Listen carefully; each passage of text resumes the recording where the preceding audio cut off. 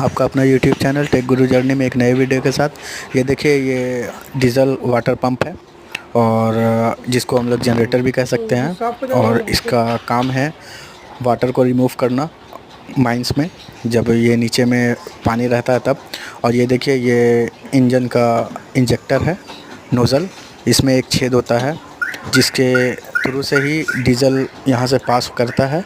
और ये देखिए, ये छेद दिख रहा है आपको।